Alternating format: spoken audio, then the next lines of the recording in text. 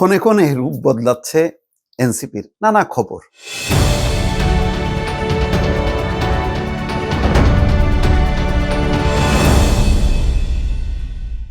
এখন হচ্ছে যে আসন সমঝোতা এখনো চূড়ান্ত হয়নি।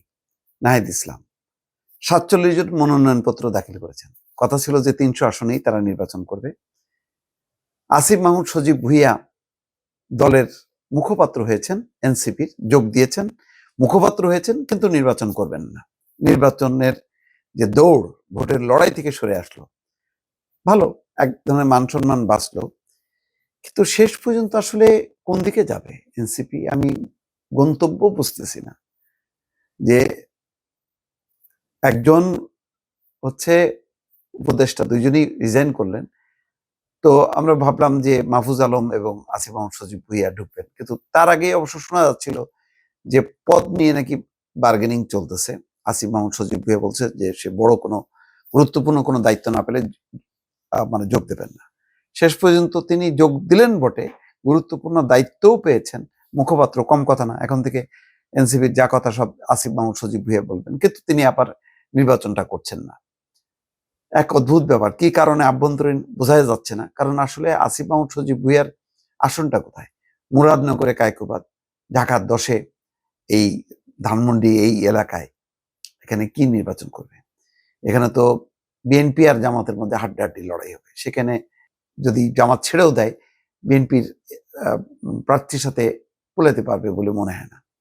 যাই হোক, মানে অন্তত একটা সেফ সাইডে চলে গেল আসিফ মাহমুদ সজীব ভুঁইয়া, যে অনেক রকম কথা মানে বাজারে আছে, সেই কথাগুলি নির্বাচনকে ঘিরে আবর্তিত হইতো, সেখান থেকে নিজেকে সরায় ফেললো। মাহফুজ আলমের পজিশনটা বেশ চমৎকারই মনে হচ্ছে, যে পুরো এনসিপিতেই সে আর জয়েন করলো না। একটা এতে দেখলাম বলছে যে মানে যেহেতু নির্বাচন করবেন না, তাহলে তিনি থাকতে পারতেন, কিন্তু সরকার যেহেতু বলছে যে ছাত্র প্রতিনিধিরা থাকলে এই নির্বাচনকালীন সময় বিতর্ক হবে, সুতরাং না থাকাই ভালো, তিনি সেটা মেনে নিয়েছেন। তো মাহফুজ একা হয়ে গেল। আবার একটু আগে দেখলাম যে কোন একটা এতে, আজকের পত্রিকায়, যে নতুন করে শুরু করতে হবে।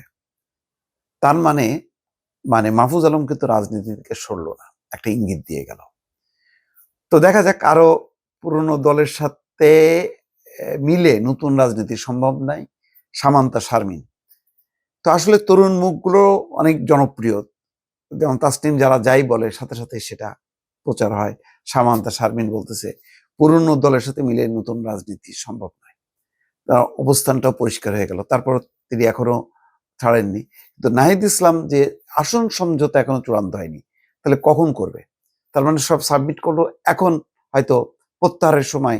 তার মানে আসলে এই সমঝোতাগুলো বা জোটটা, নির্বাচনী জোটটা যদি আরো 7 দিন আগে হয়তো তাহলে ভালো হতো, কিন্তু তার আগে তো তারা ব্যস্ত ছিল কোথায় সুবিধা পাওয়া যায়, বিএনপিতে নাকি রাজনীতিতে।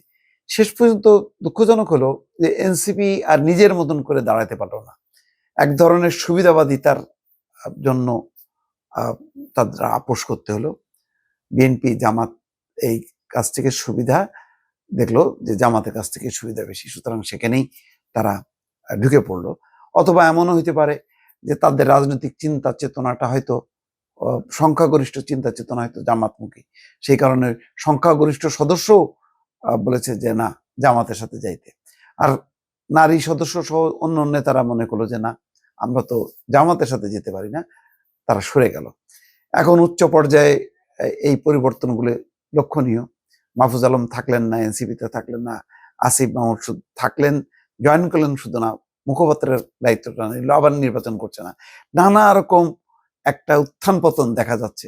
এই উত্থান পতনগুলো আসলে পাবলিক পারসেপশনটা কি, মানুষ কি ভাবছে, সেটা হলো বড় কথা। মানুষ কি আসলে ইতিবাচক ভাবে নিচ্ছে এই বিষয়গুলো? প্রশ্ন রাখলাম, কমেন্ট বক্সে জানাবেন।